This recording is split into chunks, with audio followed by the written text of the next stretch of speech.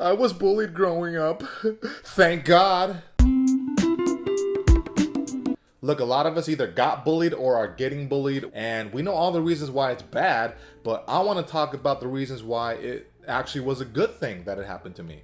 So number one, it forced me to get into shape. I developed an exercise habit because I got bullied for being so small. You know, I went into high school at 5'4" and 124 pounds, dude. I was tiny. My head was fully grown before my body, so I looked like a walking lollipop, or those like bobbleheads. Okay, if I ride a roller coaster, like that, that's what it was like. It ingrained within me this desire, this need to become the best I can be physically.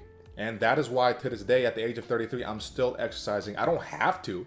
Nobody's making me. I'm doing it on my own accord, of my own choice, because of the years of me desperately wanting to be stronger, desperately wanting to get some size and get some kind of respect by having some strength. Because if I never really got made fun of for being super skinny and just really weak, I wouldn't have done it. You know, if I was just naturally just average and nobody messed with me, I wouldn't have as much of a desire to develop that about me, and I would have a bad habit of not exercising, and then I'd probably be really out of shape. Because a lot of people my age, if they were like star athletes in high school, dude, they're fucking fat as shit now, man. Like, it's really bad. They're super unhealthy. They eat really bad. They look like, you know, Majin Buu from Dragon Ball? Yeah, they went from that evil, skinny, dark Majin Buu to that chubby one where they got diabetes.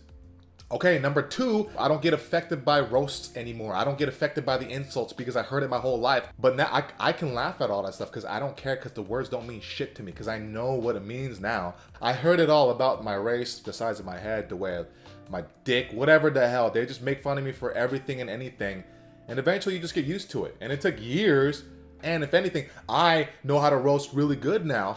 Because before I took it so personally and it would destroy me, it would fuck me up, it would mess me up. People ask me, how do you roast? The number one power in roasting is you actually get so good at being unaffected. That way it bothers them. Kind of like Rocky, he got hit so many times, but you keep going forward. And that's more terrifying than anything, right? So with that, then you can get even better at roasting them because you get unfazed. And that's what happened to me. And dude, when you're not afraid to get insulted, you're more free to live your life, because I don't care what people think. You know, I get a little self-conscious sometimes, but majority of the time, I'll just do whatever I want. Like, I don't care if I go to the movies alone, if I go to eat alone now. I could just do whatever, because who cares what these people think? Because I've heard the worst of the worst. So what are you gonna fucking do? Now I get to live my life free and happy as can be, while you are projecting and judging everybody because you're actually afraid, because you hate yourself, and that's what you learn. Those people, they don't like themselves. That's why they be talking shit. So fuck them. They could go to hell. Number three, I understand myself more and I have more of a sense of my identity, because I had to be there alone. I didn't really get defended a lot. I had to be by myself, you know? Like, what do I do with these thoughts? Just think them, just feel them, even though it sucks and it hurts and it was painful for so many years. But that teaches you how to think through things, how to kind of work with the emotional pain as you get older, and you're more likely to figure things out. Because when you're given everything, you kind of become a byproduct of what people want you to be, right? Versus like when you get shit on and people want you to be a loser and this and that and that, blah, blah, and they hate you, blah, blah. You learn to just like figure it out like a Super Saiyan. A Saiyan gets stronger in Dragon Ball because he gets hurt. The more beat he gets, the stronger he gets, and that's kind of what it is. And then you start to actively choose these battles and you're stronger from that too. Now it's no longer just unintentional, now it's intentional. Now you're seeking these challenges because I know what it's like to have shitty challenges placed upon me. I'm stronger in that sense. And I know how to be alone now. I know how to entertain myself better. I'm not talking about I'm talking about just, you know, like I can just be at a movie theater alone now. I can go to the party. I can go anywhere alone. I can go to a party alone now. I don't care, dude. What are you gonna fucking do? I got shit on. I'm comfortable. True power lies in how much you understand yourself. How much you can be youer than you. Number four, I have greater empathy for people because I know what it's like to just feel horrible, to get made fun of, to be alone. You know, it makes me a better communicator. It makes me better at connecting with people, which directly ties in with what I do now, which is stand-up comedy. And even just a simple conversation, because people want to be heard. People want to feel like they're being seen. Everybody does. Even like the popular douchebag. Like, he wants that because he feels alone. He's like, I'm so badass, but why does nobody really get me? Nobody really asks me how I'm doing because they think I'm perfect. You're not perfect. Nobody's perfect.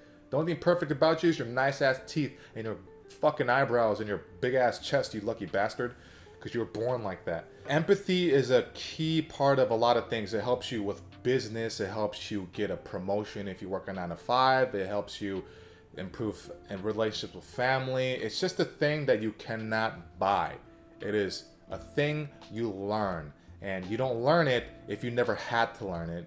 If you had everything just be perfect in your life and you don't know how to have discourse with people and work out problems if you don't have empathy. And that gets people into a lot of trouble. So if you're jealous of all these people that were super handsome or beautiful their whole life, they struggle more with that type of conversation because they have less empathy, because, you know, it's not their fault because they were born looking fucking super amazing, and this sucks for them. So overall, all the things I went through, all the things that you're going through is making you a better person, making you stronger. And like I said, it's all trial by fire. It is a necessity, and it sucks. And I wish it didn't have to be that way, but some of us have no choice, because whether you grew up in a certain area where it's more racist or you just look a certain way, you're gonna get bullied. Look, I'm not saying you need to get bullied, but I'm saying face those challenges, embrace them, and it's gonna suck. You're gonna be like, why me, why me, why me? But it's gonna be fucking worth it, okay? Do not give up. Just even if it feels like you're barely floating and it feels like you're sinking a lot of times, but you're still here. Stay here, fight the good fight. It will be worth it. It is worth it, and you will reap the rewards. I promise you. So in the comments below, I want you to say if you got bullied, how you overcame it. If you're going through bullying right now, how it makes you feel. Let's just connect, okay? I want everybody to help each other, all right? Okay? We in it together. I'm gonna see you next time, all right? Peace out.